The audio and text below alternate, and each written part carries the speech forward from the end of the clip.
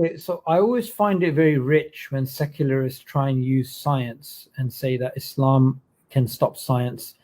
And I would simply ask them, well, why didn't secularists come up with science? Why didn't atheists come up with science? Why didn't skeptics come up with science? Why was it Muslims who were pushing the science and the inductive modern scientific method? People like Hassan ibn Haytham.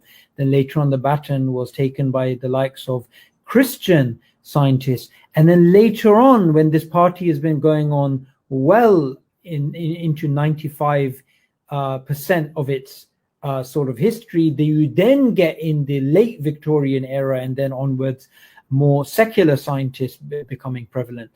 The thing which is the most important to keep in mind is what applies to one religion applies to another religion, including the religion of liberalism. There's things that come out in science which challenge liberalism, such as the idea that gender equality is not just a social construct, patriarchy is not just a social construct, we're hardwired for it. And then what you get is you get liberal feminists who try and challenge it and challenge science and cause a wreckage in the scientific community by challenging valid science, by saying, no, we can't accept that natural selection engineered us to be patriarchal. No, we cannot accept that natural selection made men more physically stronger, made men more aggressive. No, we cannot accept the idea that gender roles is something which was a stable selection strategy. So you can say, yeah, Islam, there may be things in Islam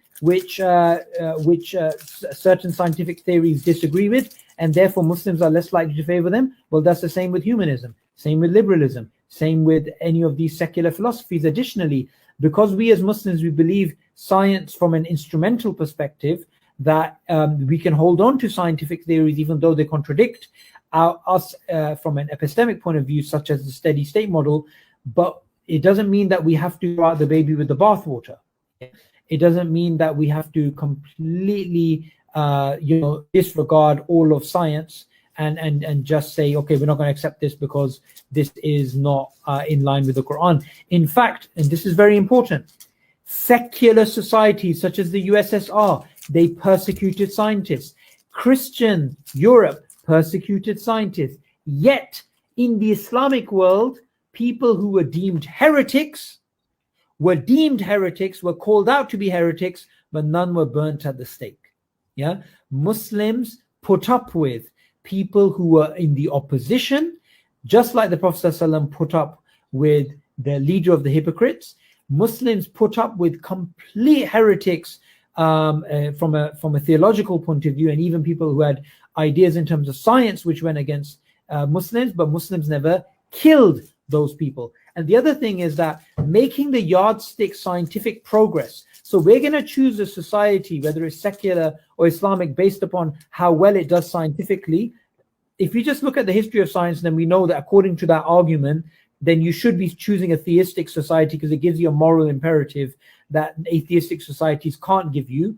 Additionally to that, who said science flourishing is a yardstick for truth? That the society in which science flourishes, that's the true society, and the societies in which science doesn't flourish is not the true society. So we can challenge them from a philosophical perspective, and we can also challenge them from a history perspective. The reason why I'm laughing is Muhammad Hijab is a caveman, has no idea how to use StreamYard. There was a guy trolling and he managed to learn how to block it. And that's a miracle.